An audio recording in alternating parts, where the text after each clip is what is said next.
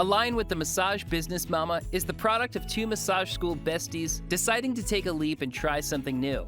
It's morphed, it's shifted, it's grown.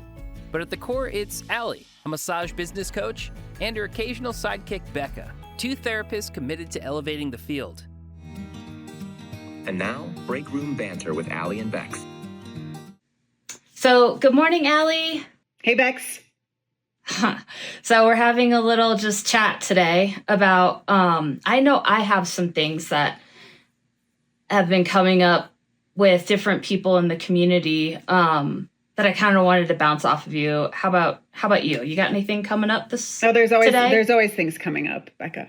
Oh my gosh. Right? Yeah, right? Yeah. Well, do you want to take us off?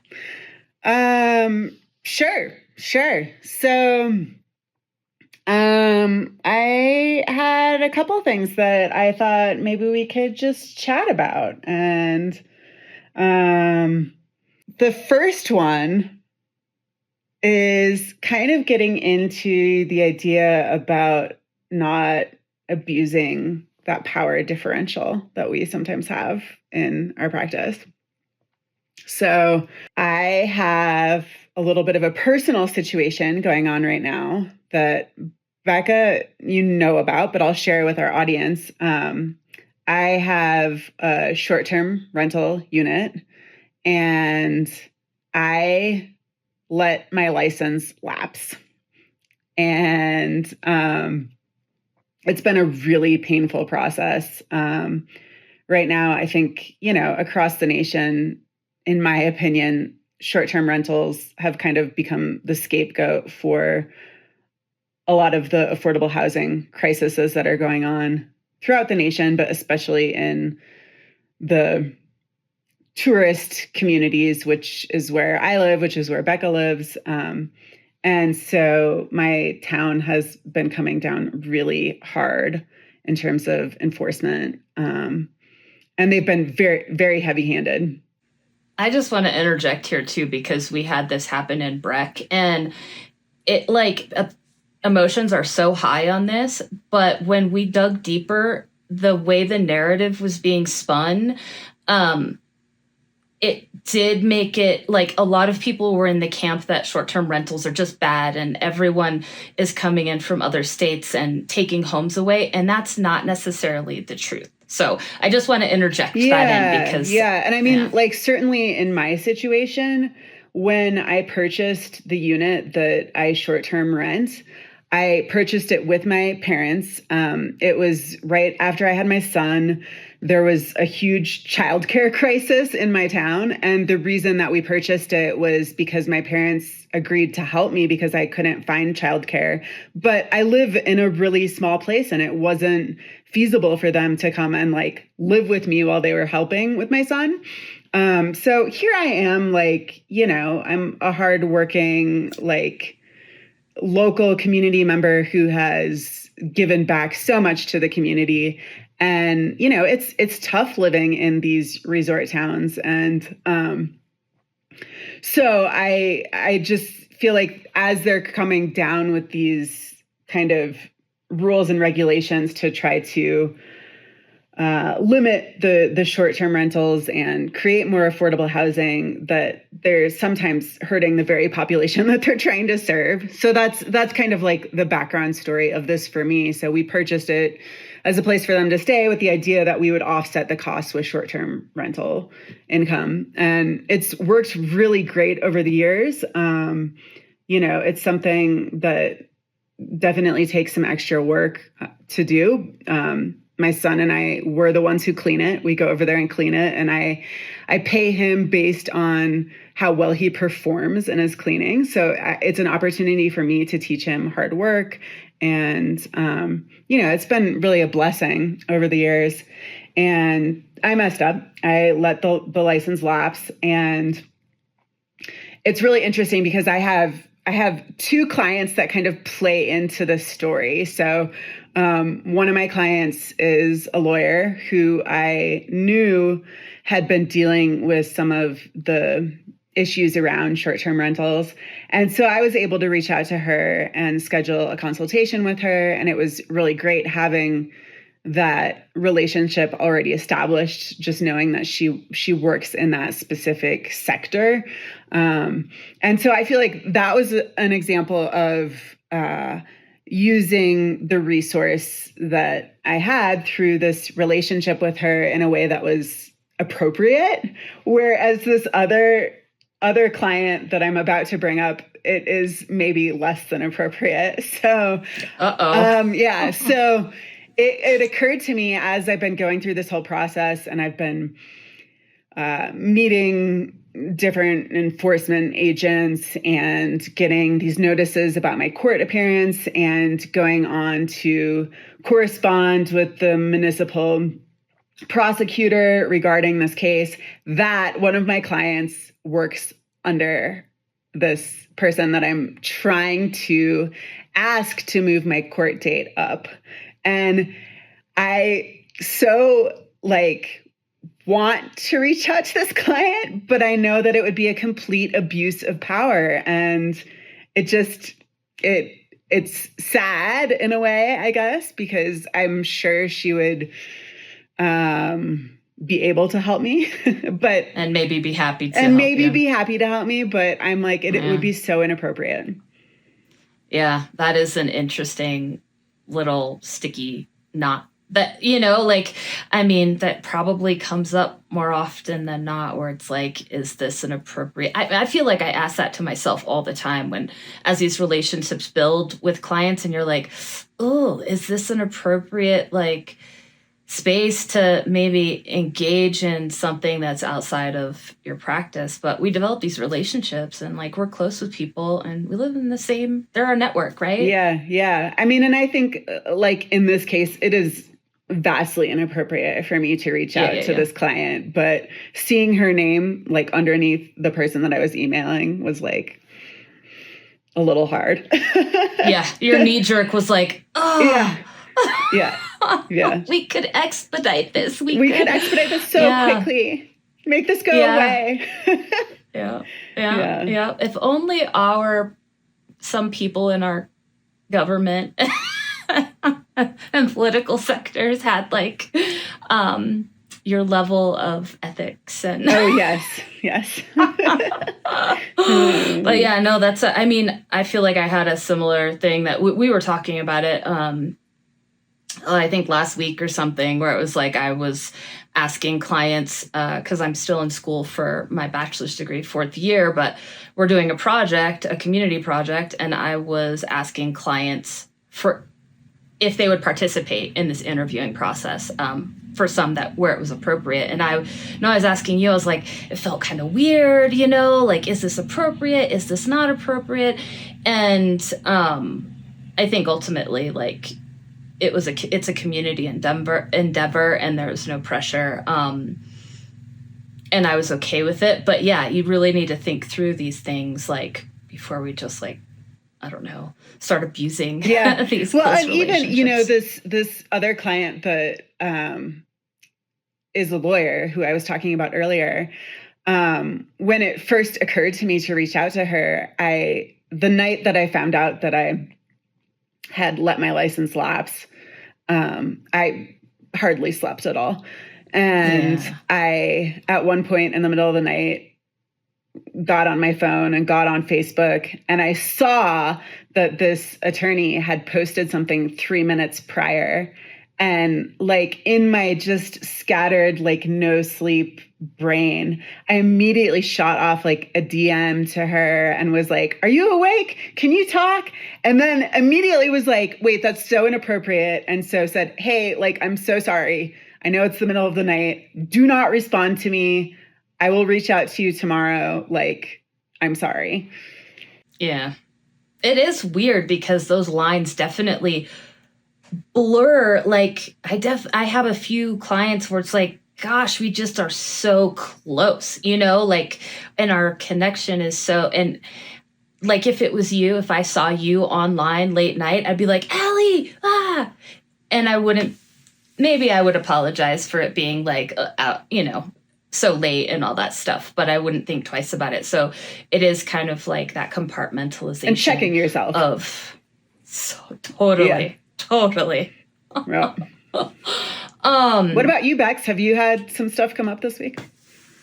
Well, actually, I did. So, like, and this is kind of a segue-ish into that, just with like the financial piece and like tetrasizing everything, as we navigate like everything, the cost of everything is going up. And I know I was talking to Allie, like, I think it was like last week, maybe the week before. It's come up a few times, and kind of talking to some other people in the business about raising my rates.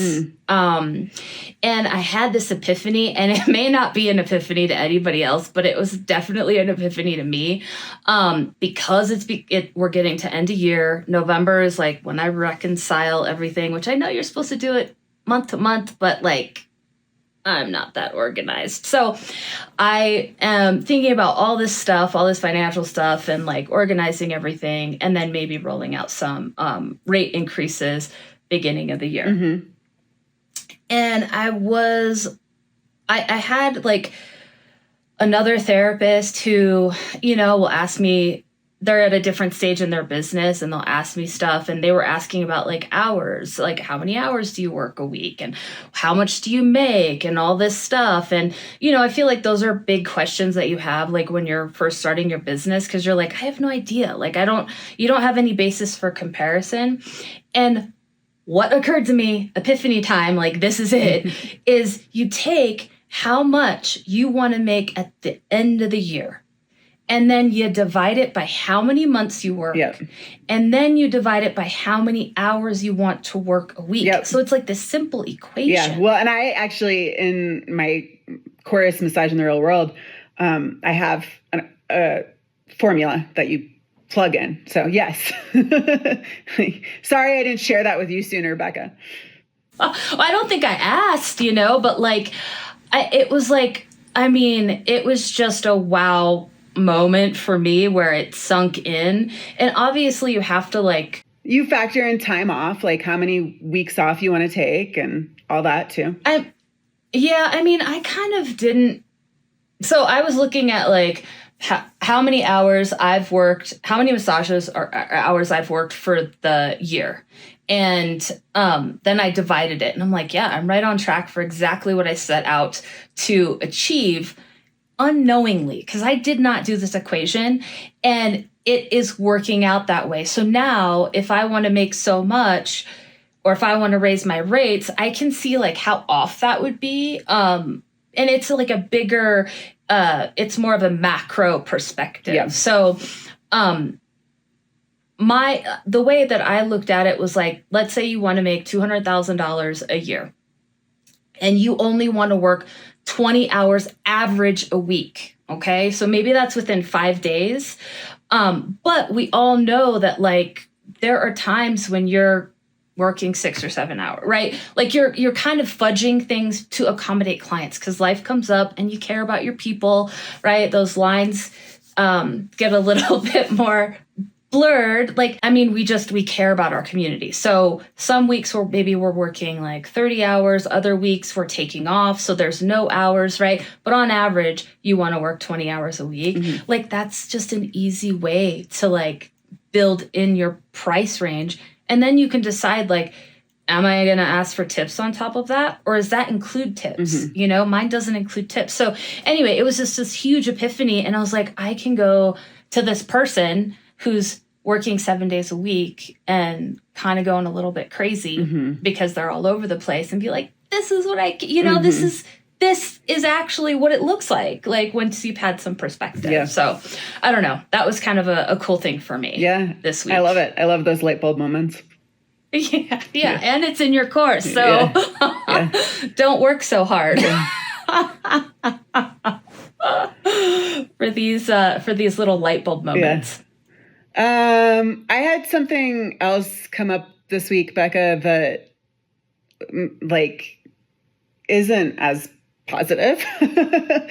Oh no. So I just wanted to talk a little bit about being the first person sometimes that knows something. So like being the first person that knows a client is pregnant, which is like pretty positive. Although I've had situations where I'm the first person who knows that someone's pregnant, where I like am the massage therapist for many family members in that same circle. And, you know, having to kind of make sure that you keep that. I mean, we're always supposed to keep things private, but, that are said in each of the sessions, but that's an even bigger layer of making sure that we are keeping things private. And, you know, sometimes it's pregnancy, and sometimes it's adultery, and sometimes it's divorce. And how not only is it important to keep those sessions contained, but also the emotional toll that it can take knowing some of this information. Yeah, absolutely.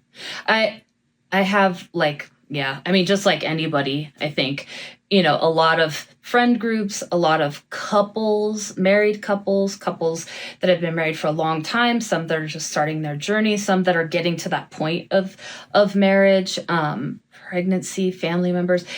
And like the way that I've navigated that specific piece, especially like as it was becoming new, and like, this is a very specific example where it came up. I have this husband and wife, and the husband came in and we're talking, and then the wife comes in and she goes, "Oh, well, didn't he tell you blah, blah, blah, blah, blah, blah, blah, blah." And I'm like, okay, this is where I need to establish this like boundary. Everything that you say to me is private unless you tell me that it's okay to share it with, you know, your partner. And they do, because they like don't want to repeat the same information. Yeah.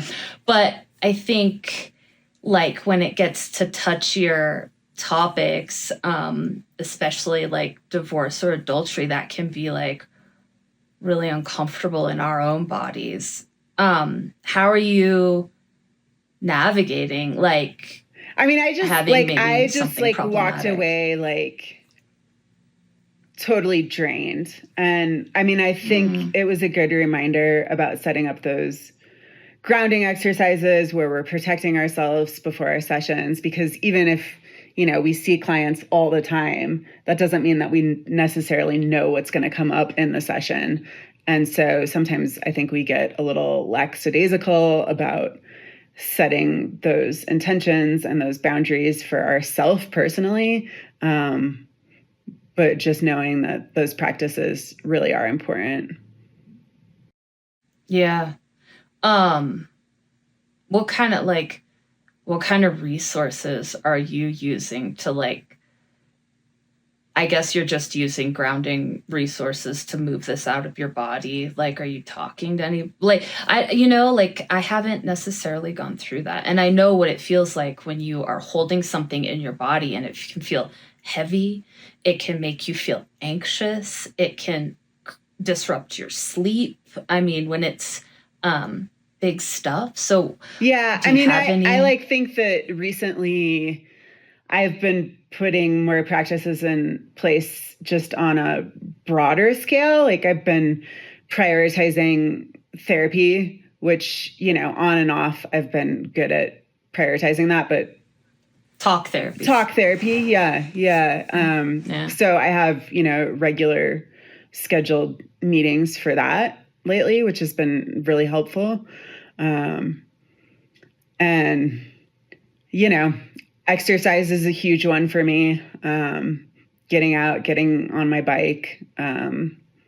That's a big one for me. So I've been able to do that, recently, and that's been helpful. Yeah. So I'm not religious at all, actually. Allie and I have talked about this plenty. But I love the act of prayer. And like when things have been too heavy for me in my personal life, sometimes just like praying like that this weight be taken off my, because it can just feel heavy and like really staticky inside your body. And so just like maybe a talking meditation or however you connect, but like literally like, or you can even I think back to like in high school or my early 20s doing these like release ceremonies where you like write it on a piece of paper and then you burn it and you're like, that's not mine. Yeah. Yes, totally. Yeah. That's not mine. And that is a really good reminder. Like, gosh, I mean, whether it's like a verbal, emotional thing that's coming up or physical thing that like sometimes I'm sure, I know I'm not the only one, but like intuitions will come up about people as I'm working on them in my own body, and like letting that go and moving that out. Those clearing rituals can be super helpful. Yeah. Rough.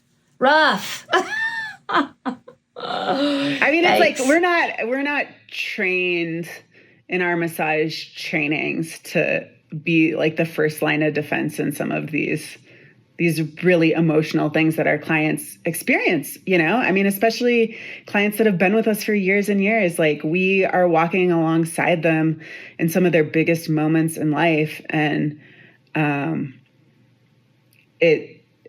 never remember getting training about, you know, if someone shares information like that, you're the first person they're sharing information like that with. Yeah. I've had quite a few clients come in like recently that are like in tears because they're like, thank you for caring. And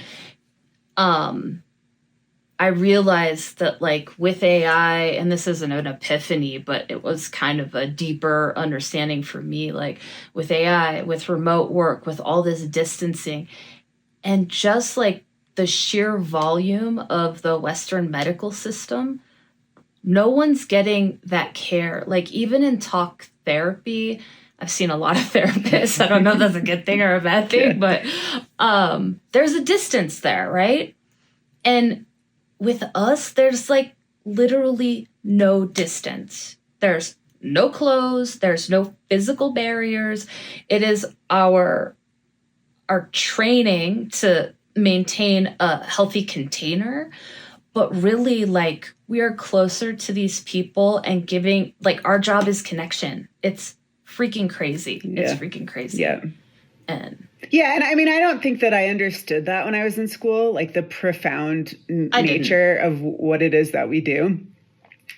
And I think that I'm still reminded, you know, I'm humbled by these reminders that still pop up after like what we've been doing this for like 18 years. Yeah. So yeah, ditto. Yeah, it's just constant layers of just deepening and figuring stuff out and different stuff coming up. So I mean, gosh, I feel like that's a lot for our first little break room banter.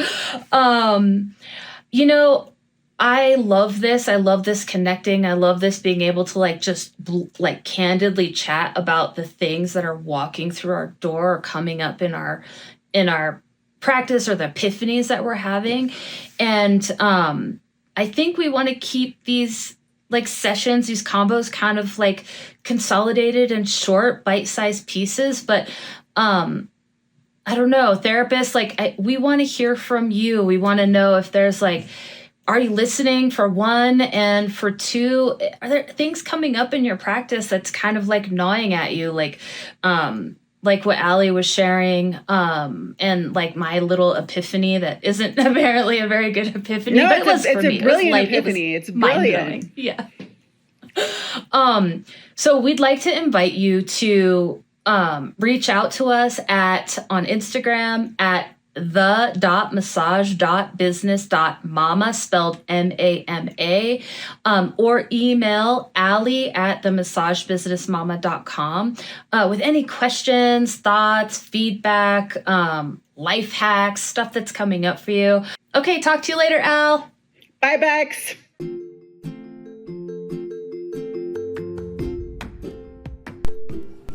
Thank you so much for listening.